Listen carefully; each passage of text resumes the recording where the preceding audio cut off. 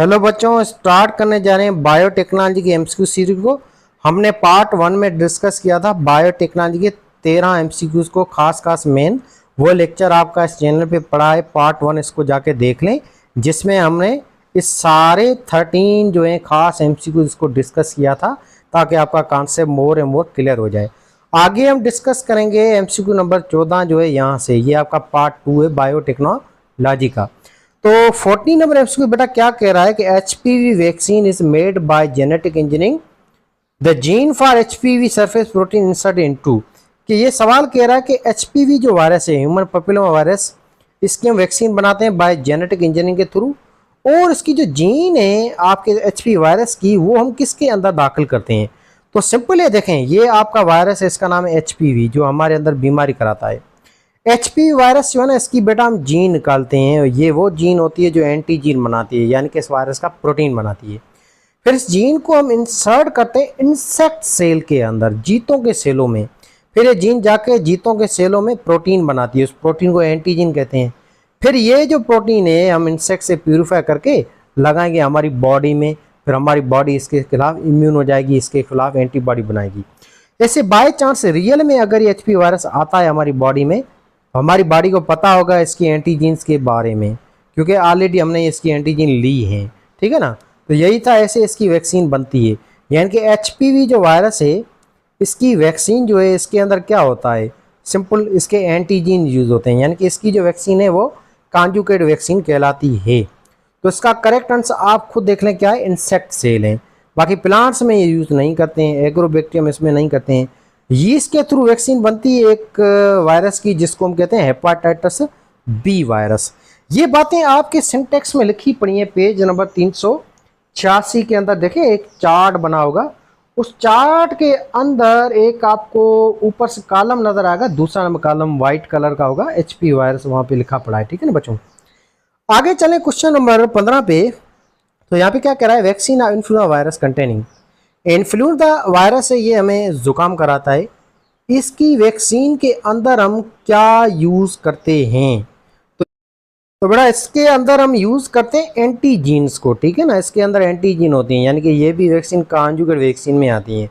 ये बातें भी आपकी सेम उस 386 पेज नंबर पे लिखी पड़ी हैं नीचे। आगे चलें तो find the correct row accordingly. ये खास मैंने एमसीक्यू इतना लंबा बनाया ताकि आपको हर चीज़ें समझ में आ जाए और आप इसको अपनी बुक के ऊपर नोट डाउन भी कर लें। ये आपके 399 400 पेज पे लिखी पड़ी हैं कुछ बातें, कुछ पॉइंटें आपकी पेज नंबर 386 है 87 इस पे लिखी पड़ी हैं, और हम यहाँ पे डायरेक्ट लिख रहे हैं, ठीक है ना। तो इन चारों में से करेक्ट आंसर कौन सा है, वो करेक्ट आंसर बी ए है आपका। देखिए यहाँ पे क्या कह रहा है कि हेपाटाइटिस बी जो है उसकी वैक्सीन क्या होती है, एंटीजीन वैक्सीन होती है। बिल्कुल करेक्ट बात है बेटा। हेपाटाइटिस बी जो है उस वैक्सीन के अंदर हम एंटीजीन्स को यूज करते हैं। पोलियो की जो वैक्सीन है वो लाइव अटेंटिव वैक्सीन होती है, इनएक्टिवेटेड वैक्सीन भी होती है। पोलियो की वैक्सीन जो है ना, उसमें हम दोनों चीज़ें यूज करते हैं। एक तो जिंदा पोलियो को भी यूज करते हैं, कमजोर को, जिसको हम कहते हैं लाइव अटेंटिव वैक्सीन। दूसरा, इस पोलियो को मरा हुआ भी यूज करते हैं, उस वैक्सीन को हम कहते हैं इनएक्टिवेटेड वैक्सीन, जो आपने पढ़ी होगी ओपीवी और आईपीवी। अच्छा, इसके अलावा ह्यूमन पैपिलोमा वायरस जो एचपीवी, इसकी वैक्सीन में क्या यूज होता है, एंटीजेंस यूज होती हैं। बिल्कुल करेक्ट बात है। ये बातें आपकी पेज नंबर 386 पे लिखी पड़ी हैं। कोरोना वायरस जो इसके अंदर हम यूज करते हैं एमआरएनए को, मैसेंजर आरएनए को, और उस मैसेंजर आरएनए के थ्रू हम बनाते हैं स्पाइक को। तो कोरोना वायरस की जो वैक्सीन है उसके अंदर स्पाइक यूज होते हैं, जो कोरोना वायरस के बाहर इसकी जो टांगे होती हैं, जो अटैचमेंट में मदद करती हैं, हेयर लाइक स्ट्रक्चर, ये यूज होती हैं इसकी वैक्सीन के अंदर। अच्छा, इसके अलावा मलेरिया जो है इसकी वैक्सीन के अंदर क्या यूज करते हैं, हम कमजोर या वीक मलेरिया को यूज करते हैं, आपके प्लाज्मोडियम को यूज करते हैं जो मलेरिया कराता है। तो इस वैक्सीन को हम कहते हैं इनएक्टिवेटेड वैक्सीन। इसके अलावा इन्फ्लुएंजा जुकाम कराने वाला जो वायरस है, इसकी वैक्सीन में क्या यूज करते हैं, एंटीजीन्स यूज करते हैं, ठीक। तो इसका करेक्ट आंसर आपका ए है। आगे देखें क्वेश्चन 17 पे, DNA RNA probes are small molecule which design to bind the specific. अब डीएनए आरएनए प्रोब्स जो है, इसका लेक्चर पढ़ा है आपके इस चैनल पे, वो जाके देख लें। इसका भी लेक्चर सारा पढ़ा है ये पूरे बायोटेक्नोलॉजी सीरीज का। तो डीएनए आरएनए प्रोब्स यानी क्या है, छोटे मॉलिक्यूल होते हैं डीएनए के आरएनए के, जो किसके साथ अटैच होते हैं।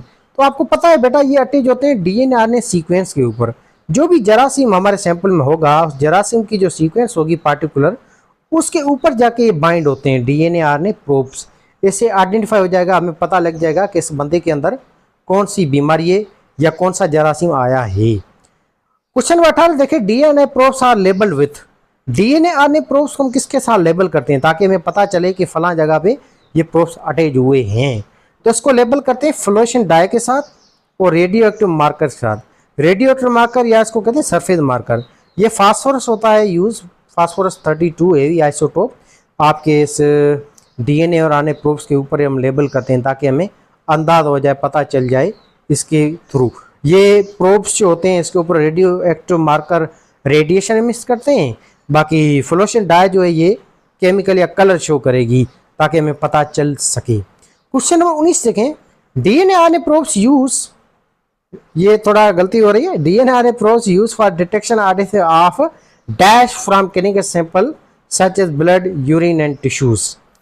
आपके जो डीएनए आरएनए प्रोब्स जो हैं इसको हम इस्तेमाल करते हैं किसके ऊपर, क्लिनिकल सैंपल हो जो हम देते हैं, लेबोरेटरी के अंदर जाते हैं, जब अपना खून है, पेशाब है, ये हम देते हैं। तो किन के लिए देते हैं, किस चीज़ों को हम डिस्कवर करने के लिए, आइडेंटिफाई करने के लिए डीएनए आरएनए प्रोब को इस्तेमाल करते हैं। तो हमने लेक्चर में पढ़ा था, आपकी किताबें में लिखा हुआ है कि डीएनए आरएनए प्रोब्स को हम इस्तेमाल करते हैं आपके जो पैथोजन है उसको डिटेक्ट करने के लिए और जीन म्यूटेशन को डिटेक्ट करने के लिए। याद रखें कौन से पैथोजन, वायरस, वायरल डिजीज और जीन म्यूटेशन या जेनेटिकली डिजीज है उसको हम डिस्कवर करने के लिए, डिटेक्ट करने के लिए यूज करते हैं इस डीएनए आरएनए प्रोब्स को। तो इसका करेक्ट आंसर ए है। बाकी कैंसर के लिए हम डीएनए आरएनए प्रोब्स को इस्तेमाल नहीं करते हैं। कैंसर है, बैक्टीरिया है, इसको डिटेक्ट करने के लिए हमारे सैंपल में हम मोनोक्लोनल एंटीबॉडीज का इस्तेमाल करते हैं। बाकी वैक्सीन जो है ये तो खैर इलाज है, ये तो यूज नहीं होती है उन जरासीम को डिटेक्ट करने के लिए। क्वेश्चन नंबर 20 से क्या, मोनोक्लोनल एंटीबॉडी या laboratory made antibody which is design to bind to a. अच्छा, मोनोक्लोनल एंटीबॉडी जो है ये हमने पढ़ी थी, आपका लेक्चर चैनल पे पढ़ा है, जाके देखें। तो वो किसके साथ अटैच होती हैं, आपको पता है मोनोक्लोनल एंटीबॉडी लेबोरेटरी में एंटीबॉडी हैं, ये जाके अटैच होती हैं स्पेसिफिक वायरस जो है उसके एंटीजेंस के ऊपर, स्पेसिफिक पैथोजन है यानी कि बैक्टीरिया है उसके एंटीजन के ऊपर, या उन जरासीम की एंटीजेंस के ऊपर अटैच होती है। तो इसका हम कह सकते हैं कि करेक्ट जो अंश से ज्यादा वो सी है, स्पेसिफिक एंटीजन जो होती है पैथोजन वगैरह की। पर ओवरऑल इसका अंश डी भी हम कह सकते हैं क्योंकि स्पेसिफिक एंटीजन जो है आपके जरासीम उसके ऊपर अटैच होगा, या इसके अलावा स्पेसिफिक पैथोजन है उसके साथ अटैच होगा, या स्पेसिफिक वायरस है उसके साथ भी अटैच होना। तो इसका ओवरऑल करेक्ट आंसर डी है आपके क्वेश्चन नंबर 20 का। अच्छा, अब हम आगे चलते हैं क्वेश्चन नंबर 21 पे। तो बच्चों 21 क्वेश्चन क्या कह रहा है, तो सिंपली देखें, which are the following is used in positive emission tomography PET to detect cancer. इनमें से वो कौन सी चीज है जिसको हम पीईटी या टोमोग्राफी टेक्निक्स के अंदर यूज करते हैं कैंसर को डिटेक्ट करने के लिए। तो आपको पता है बेटा, इसके अंदर हम यूज करते हैं मोनोक्लोनल एंटीबॉडीज को। ये एंटीबॉडी हम डालते हैं इस मशीन के अंदर या इस टेक्निक के अंदर जिसको हम कहते हैं टोमोग्राफी डिटेक्ट करने के लिए कैंसर वगैरह को। बाकी डीएनए आरएनए प्रोब्स को हम इस्तेमाल करते हैं वायरल डिजीज और म्यूटेशन को डिटेक्ट करने के लिए। वैक्सीन तो खैर इनका इलाज होता है। एंटीजन जो ये प्रोटीन है इसको हम इस्तेमाल नहीं करते हैं। आगे कहते हैं कि क्वेश्चन नंबर 22 ये क्या कह रहा है कि recombinant proteins are useful for the treatment of. Recombinant जो प्रोटीन होते हैं या जेनेटिकली इंजीनियर प्रोटीन जो होते हैं ये किसके लिए हम इस्तेमाल करते हैं। तो आपको पता है बेटा, रिकॉम्बिनेंट प्रोटीन हम इस्तेमाल करते हैं जो भी खानदानी बीमारी होती हैं या जेनेटिक डिजीज है उसको ट्रीट करने के लिए, जैसे कि डायबिटीज़ है, डिवार्फिज्म है, एनीमिया खून की कमी है, इन सब को ट्रीट करने के लिए इस्तेमाल करते हैं। या न्यूट्रिशनल डिजीज़ जो भी होती हैं, जैसे हार्मोनल जो डिजीज़ हैं ये सारी। एनीमिया क्या है बेटा, एनीमिया न्यूट्रिशनल डिजीज़ है जिसमें अगर हम प्रोटीन कम खाएं, आयरन वगैरह ना हो हमारी बॉडी में तो इसकी वजह से होता है, या और भी कारण होते हैं आपके जो भी जेनेटिकली वगैरह। डिवार्फिज्म में बंदे का जो है हाइट छोटी होती है, डिवार्फ होती है, आपके अंदर ग्रोथ हार्मोन या सोमेटोट्रोपिन हार्मोन की कमी की वजह से। क्वेश्चन नंबर 23 है, monoclonal antibody are used for the treatment of. Monoclonal antibody हम किसके लिए यूज करते हैं, कैंसर को डिटेक्ट करने के लिए, रेमेटोइड आर्थराइटिस को डिटेक्ट करने, मल्टीपल स्क्लेरोसिस को डिटेक्ट करने। इसका करेक्ट आंसर है ऑल ऑफ दीज। बेटा मल्टीपल स्क्लेरोसिस और रेमेटोइड आर्थराइटिस ये ऑटोइम्यून डिसऑर्डर हैं, इसको डिटेक्ट करने के लिए भी हम मोनोक्लोनल एंटीबॉडी इस्तेमाल करते हैं। कैंसर के लिए भी मोनोक्लोनल एंटीबॉडी यूज करते हैं। और बैक्टीरिया की डिजीज जो हैं जैसे आपकी टीबी वगैरह है, लाइम डिजीज है, नमूनिया वगैरह, इसको डिटेक्ट करने के भी मोनोक्लोनल एंटीबॉडी का इस्तेमाल करते हैं। ये बातें एज आपकी किताब में लिखी हुई हैं। Question number 24 second, gene therapy is commonly use to treat. Gene therapy के थ्रू हम किन बीमारियों का इलाज करते हैं? तो आपको पता है बेटा, जेनेटिक डिजीज या जेनेटिक डिसऑर्डर का भी इलाज करते हैं जीन थेरेपी के थ्रू। इसके अलावा आपकी कैंसर जो है, बैक्टीरियल डिजीज है, वायरल डिजीज है, इसका इलाज तो नहीं करते। इसके थ्रू हम सिर्फ और सिर्फ जेनेटिक डिसऑर्डर का ही इलाज करते हैं। अब मिसाल, इस बंदे के अंदर एक जीन खराब हो गई है जिसकी वजह से हेमोफिलिया हो रहा है, तो हम क्या करेंगे, एक और बंदा है वो नॉर्मल है, उसके अंदर क्लॉटिंग फैक्टर बढ़ रहे हैं, तो उस बंदे का वो जीन निकालेंगे जो क्लॉटिंग फैक्टर बनाते हैं, प्रोटीन बनाते हैं। क्लॉटिंग फैक्टर आपके 12-13 किस्म के प्रोटीन होते हैं, जैसे आपने पढ़ा होगा फाइब्रोजिन है, क्लॉटिंग फैक्टर 1 2 3 4 5 6 7 8 9 12, ऐसे क्लॉटिंग फैक्टर 8 है, 9 है, 12 है, ये नाम लिखे पड़े फेडरल की किताब में आपके। इन्हीं की वजह से हमारे अंदर बीमारी होती है जिसको हेमोफिलिया कहते हैं, जिसमें बंदे का खून क्लॉट नहीं होगा, खून नहीं रुकेगा। ये आपकी एक्स लिंक्ड रिसेसिव डिसऑर्डर है, बीमारी है, जिसको हम ठीक करते हैं बाय जीन थेरेपी। यानी कि इस बंदे का जीन जो है वो हम देंगे एक वायरस के अंदर, इस वायरस को हम कहते हैं बैक्टीरियोफेज वायरस। फिर ये वायरस हम डालेंगे इस बंदे की बॉडी में, ये वायरस जाके ये अच्छी वाली जो जीन है हेमोफिलिया को ख़त्म करने वाली या प्रोटीन को बनाने वाली, वो जाएगी इसके डीएनए के अंदर, ये बंदा ठीक हो जाएगा। बाकी वायरल डिजीज़ को ट्रीट करने के लिए हम वैक्सीन कराते हैं, एंटीवायरल ड्रग्स देते हैं। बैक्टीरियल डिजीज़ को ट्रीट करने के लिए हम वैक्सीन भी कराते हैं, और इसके अलावा आपकी एंटीबायोटिक इसको भी हम खाते हैं। कैंसर का इलाज होता है बाय कीमोथेरेपी, रेडियोथेरेपी और ड्रग्स के थ्रू। क्वेश्चन नंबर 25 से stem cells therapy use for. Stem cells therapy या स्टीम सेल्स जो हैं उसको हम डालें किसी बंदे को, तो उसके थ्रू हम किसको ठीक कर सकते हैं? तो इसके थ्रू हम ठीक करते हैं पार्किंसन डिजीज को, स्पाइनल कॉर्ड डिसीज है, डायबिटीज, इन सबको ठीक करते हैं। इसका करेक्ट आंसर डी है। स्टीम सेल क्या होते हैं बच्चों? ये सिंपल है, आपकी बॉडी में अनडिफरेंशिएट सेल होते हैं, प्रोजेनेटर सेल होते हैं, जिनमें पावर होती है डिवीजन की, और ये डिवाइड होके किसी भी तरह के सेल को बना सकते हैं। यानी कि ये सेल डिवाइड होके ब्रेन का सेल बना सकते हैं, हार्ट का सेल बना सकते हैं, आपके इसके अलावा अल्फा बीटा जो सेल होते हैं इंसुलिन वगैरह बनाने वाले पेंक्रियाज में, उसको भी ये बना सकते हैं। तो इतने ये पोटेंट सेल होते हैं, हाईली इफेक्टिव सेल होते हैं। इनको हम डालें किसी बंदे के अंदर ताकि उस चीज़ की कमी पूरी हो सके, इसको हम कहते हैं stem cells therapy.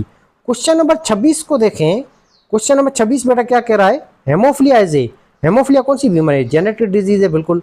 X linked recessive disorder है, और इसमें ब्लड क्लॉट नहीं होता है। तो ये तीनों ही ऑप्शन, तीनों ही सवाल बिल्कुल सही लाइनें हैं आपके हेमोफिलिया के बारे में, तो इसका करेक्ट आंसर डी है। आगे 27 में देखें, adrenoleukodystrophy ALD is a genetic disorder that affect the nervous system and leads to the progressive destruction of the myelin sheath which treated by. ALD ये बीमारी है, खानदानी बीमारी है, जिसमें हमारे नर्वस सिस्टम जो है वो वीक हो जाता है। इसमें हमारे जो माइलिन शीट होती है, आपके न्यूरॉन जो है, नर्व सेल, उसके बाहर एक्स्ट्रा लिपोप्रोटीन या लिपिड की बनी हुई जो लेयर है वो डैमेज होती है। तो इसको हम कैसे ठीक करते हैं? इस जीन के थ्रू। इसमें हमारी ये जीन जो है ना, ABCD1 जीन खराब हो जाती है, तो इसको हम जेनेटिक डिजीज कहते हैं। ये जीन किसी और बंदे की हम डालें, किसी उस बंदे को जो पेशेंट है जिसके अंदर ये जीन सही नहीं काम कर रही है, ये प्रोटीन नहीं बना रही है, तो इस जीन के थ्रू हम इसका इलाज करते हैं। वैक्सीन के थ्रू नहीं होगा कभी भी आपकी जेनेटिक डिजीज़ का इलाज, ना इन मोनोक्लोनल एंटीबॉडी के थ्रू, ना एंटीबायोटिक थ्रू। याद रखें, ये जेनेटिक डिजीज़ को जरासीम नहीं कराता है, ये होती है जीन्स की म्यूटेशन वगैरह की वजह से। हाँ, जीन की म्यूटेशन वगैरह जरासीम करा सकते हैं, पर एक्चुअली में बीमारियाँ होती किसकी वजह से? जीन की वजह से। रेस वगैरह, इसके बहुत सारे फैक्टर हैं म्यूटेशन की। आगे देखिए क्वेश्चन नंबर 28 पे, cystic fibrosis is a genetic disorder caused by. Cystic fibrosis बीमारी है किसकी वजह से होती है? तो बेटा ये होती है CFTR जीन म्यूटेशन की वजह से। ये वो खास जीन है जो आपके अंदर जो है ना पानी रिलीज करती है म्यूकस के अंदर, ताकि म्यूकस पतली हो जाए। म्यूकस पतली होगी तभी ये म्यूकस हमारे काम के लायक होती है। अगर ये जीन काम नहीं करती है, ये जीन क्या करती है एक्चुअल में? हमारे सेलों में चैनल्स प्रोटीन बनाती है, फिर ये चैनल प्रोटीन पानी सीखे करते हैं म्यूकस में ताकि म्यूकस पतली हो। अब ये जीन नहीं काम करेगी तो चैनल प्रोटीन नहीं बनेगी, चैनल प्रोटीन नहीं बनेगी तो हमारी म्यूकस जो है वो मोटी की मोटी रहेगी। फिर ये म्यूकस आगे चलकर ब्लॉक करेगी हमारी सांस की नालियाँ, या हमारी वो नालियाँ जिससे आपके टीएस निकलते हैं, आपके जो थूक निकलते हैं सलेवरी ग्लैंड से, या आपके टीएस निकलते हैं, स्वीट ग्लैंड जो है उससे स्वीट निकलता है। इन नालियों को ये म्यूकस मोटी होगी नहीं, ब्लॉक कर देगी। इस वजह से इन सारी चीज़ों के ऊपर अफेक्ट होगा। यानी कि इस डिजीज़ के अंदर आपका टीयर्स ग्लैंड हैं, सलेवरी ग्लैंड्स हैं, इसके अलावा आपका पिंक्रियाज है या दूसरे जो भी डाइजेस्टिव ग्लैंड हैं, स्वीट ग्लैंड है, ये सब खराब हो जाएंगे। आगे चलते हैं। CFTR gene malnutrition lead to production of thick mucus. ये जीन काम नहीं करेगी तो बेटा क्या होगा, हमारे थिक म्यूकस पैदा होगी। थिक म्यूकस हमारे सांस की नालियों में जमती जाएगी, इस वजह सांस की नालियां बंद हो जाएंगी, ब्लॉक हो जाएंगी और बंदे की आंखें डेथ भी हो सकती है। तो ये जीन जब काम करेगी तो ये जीन म्यूकस में पानी छोड़ेगी, इस वजह से म्यूकस जो है पतली हो जाएगी और सही प्रॉपर काम करेगी।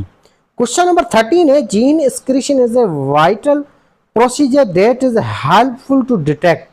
जीन स्क्रीन के थ्रू या हम अपना DNA की टेस्ट कराएं तो उसके थ्रू हम किस किस को आइडेंटिफाई कर सकते हैं हमारी बॉडी में।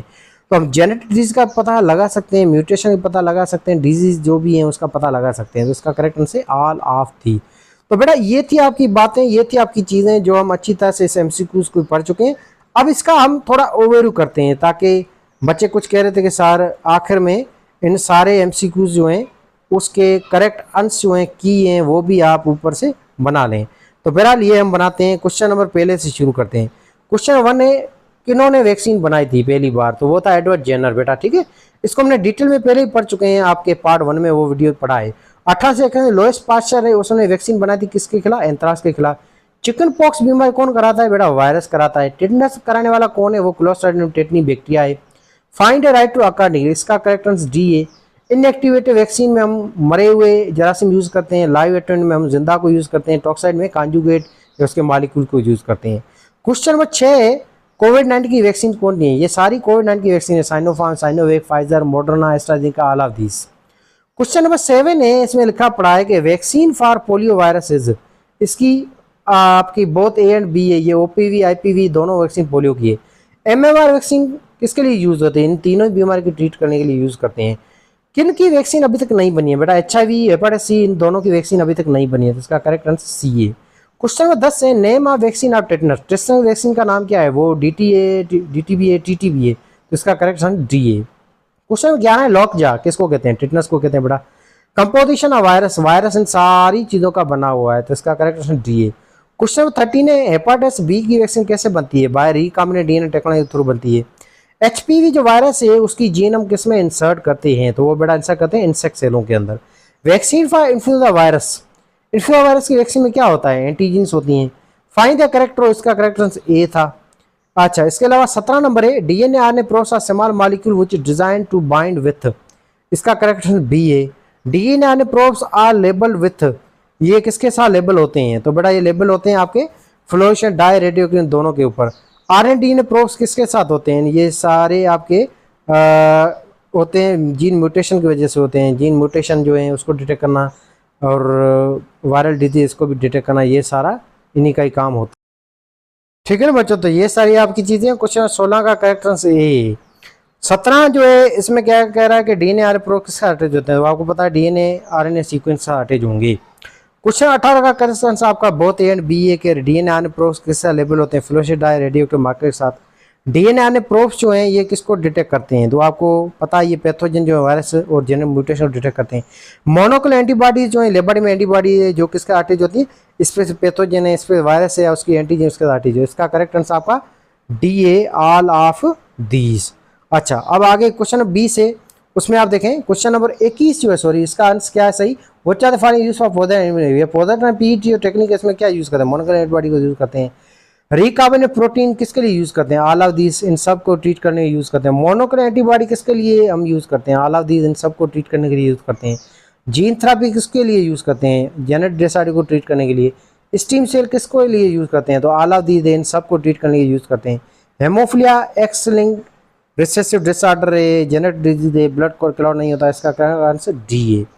क्वेश्चन नंबर 27 है, ये जो ALD बीमारी किसकी वजह से होती है? ये होती है ड्यू टू जीन ABCD1, इसकी माल फंक्शनिंग की वजह से, और इसको ट्रीट करते हैं आपकी जीन थेरेपी ABCD1 जीन के थ्रू।